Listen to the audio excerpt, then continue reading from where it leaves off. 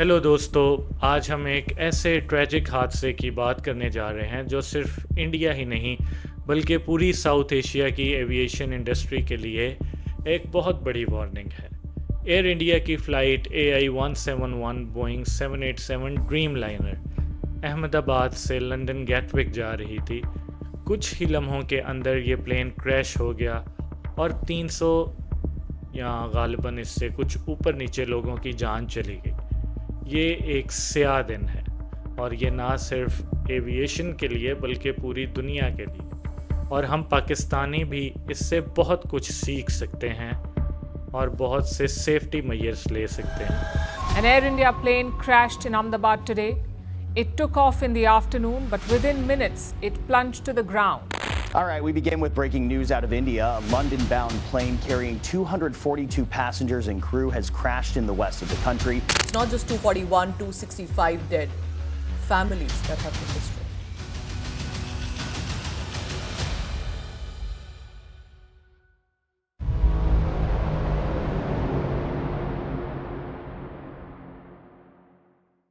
अस्सलाम वालेकुम दोस्तों, मैं हूं रमीज़ भट्टी और आज की वीडियो में हम सिर्फ एक इंडियन प्लेन क्रैश की बात नहीं करेंगे बल्कि पूरे सिस्टम, टेक्नोलॉजी और इंसानी गलतियों की बात करेंगे जो हम सब के लिए एक सबक है। क्या ये इंडिया का सबसे बड़ा एविएशन डिज़ास्टर है? क्या बोइंग की टेक्नोलॉजी फेल हुई या पायलट से कोई गलती या उससे कोई कोताही हुई?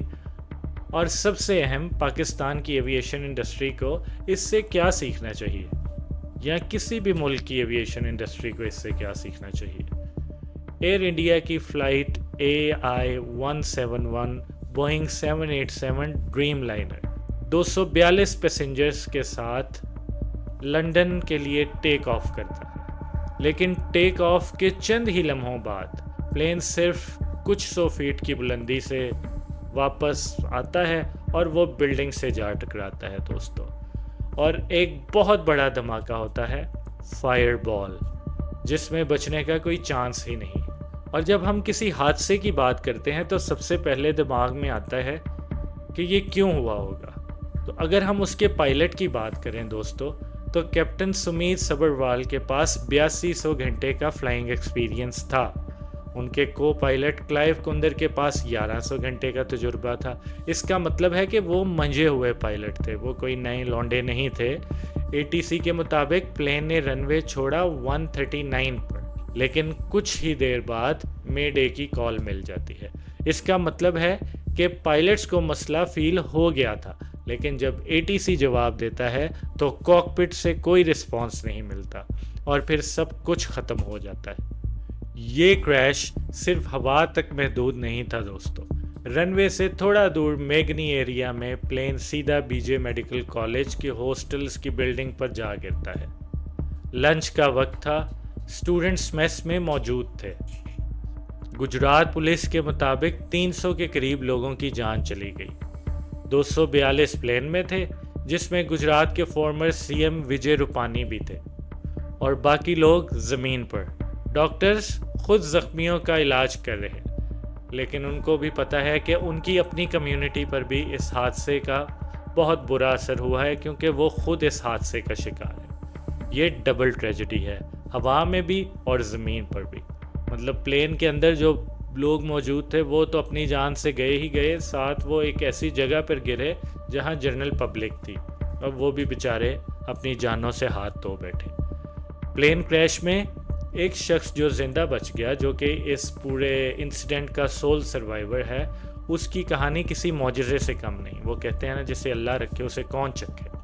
ये एक ब्रितानवी शहरी था जो कि अपनी छुट्टियां करने UK से यहाँ आया था, लेकिन उसको क्या पता था कि वो बेचारा वापस अकेला ही जाएगा। आया तो वो अपने भाई के साथ था, क्योंकि उसका भाई भी एक प्लेन में मौजूद था। तो उसका भाई उसी वक्त ज़िंदगी से हाथ धो बैठा। अब सवाल उठता है, आखिर ये सब कुछ क्यों हुआ? इनिशियल डाटा के मुताबिक प्लेन सिर्फ 625 फीट की हाइट तक जा सका, फिर तेज़ रफ्तारी से नीचे आया। एयरपोर्ट खुद 200 फीट सी लेवल से ऊंचा है, यानी प्लेन सिर्फ 400 फीट आप कह लें कि वो इतना ही ऊपर गया। वेदर परफेक्ट था, दिन का वक्त था, फिर भी कुछ कह नहीं सकते कि यह हादसा क्यों हुआ। कुछ लोग कहते हैं कि ड्यूल इंजन फेलियर था, जो बहुत ही रेयर है। नॉर्मली एक इंजन फेल हो जाए तो दूसरा इंजन काम करता है। दूसरी तरफ पायलट एरर पर भी सवाल उठते हैं। क्या फ्लैप्स की सेटिंग गलत थी? क्या फ्यूल कैलकुलेशन में मसला था? या प्लेन ओवरलोडेड था? पुअर विजिबिलिटी, लाइटनिंग या फाउल प्ले की पॉसिबिलिटीज़ को एक्सपर्ट्स ने रूल आउट नहीं किया। लेकिन सबसे अहम, क्या यह मैकेनिकल फॉल्ट था या इंसानी गलती? ब्लैक बॉक्स अब तक जो कि मिल गया होगा, उससे ही ज़्यादा मालूमात का पता चलेगा और उससे ही जो इसकी अहम तरीन मालूमात हैं वो इंक्वायरी में सामने आएंगी। अब सीन ये है कि बोइंग पर भी सवालात उठ रहे हैं। विसल ब्लोअर्स ने पहले ही वार्न किया था कि बोइंग ने मैन्युफैक्चरिंग में शॉर्टकट्स लिए हैं। जब प्लेन पुराना हो जाता है तो फटीग की वजह से वीक पॉइंट्स जो होते हैं वो रैप्चर हो सकते हैं। टाटा ने जब एयर इंडिया ली, एयरलाइन की हालत ख़राब थी। रिपोर्ट्स आती रहीं कि मेंटेनेंस, एसी, टॉयलेट्स, एंटरटेनमेंट सब ख़राब है। क्या सिक्योरिटी में कॉम्प्रोमाइज़ हुआ? क्या 787 ड्रीम लाइनर को ग्राउंड किया जाएगा? ये सब कुछ हमें अब पता चलेगा। दोस्तों, ये सिर्फ इंडिया का मसला नहीं, पाकिस्तान की एविएशन इंडस्ट्री भी ऐसे हादसात से महफूज नहीं। आपको जुनैद जमशेद वाला इंसिडेंट भी याद होगा। हमें अपने पायलट्स की ट्रेनिंग करनी है। सेफ्टी प्रोटोकॉल्स और एयरक्राफ्ट मेंटेनेंस पर बहुत ज़्यादा तवज्जो देने की ज़रूरत है। हर फ्लाइट, हर पैसेंजर की जिम्मेदारी एयरलाइंस और अथॉरिटीज़ पर है। ये वक्त है कि हम भी अपने सिस्टम्स का ऑडिट करें ताकि फ्यूचर में किसी भी ऐसे हादसे से बचा जा सके और ऐसी ट्रेजेडी किसी के साथ ना हो। एयर इंडिया ने कंपनसेशन के तौर पे तमाम डिसीज के फैमिलीज़ को 1 करोड़ रुपया देने का वादा किया है। वो उसको कंपनसेट कर रहे हैं, लेकिन इससे वो जानें वापस तो नहीं आ सकती ना। वो लोग जो खुशी खुशी से ट्रैवल कर रहे थे, अब अगर मैं 1-2 फैमिलीज़ की बात करूं तो डॉक्टर प्रतीक थे जो 5-6 साल से यूके में बेस्ड थे। वो अपनी फैमिली लेने इधर आए थे और अब वो सारे एक नए सफ़र के लिए जा रहे थे, लेकिन उनको ये नसीब नहीं हुआ। एक मुस्लिम फैमिली जो सिर्फ ईद करने आई थी, उस फैमिली के 8 लोग इस प्लेन क्रैश में जाँ बहक हुए। इसका ज़िम्मेदार कौन है?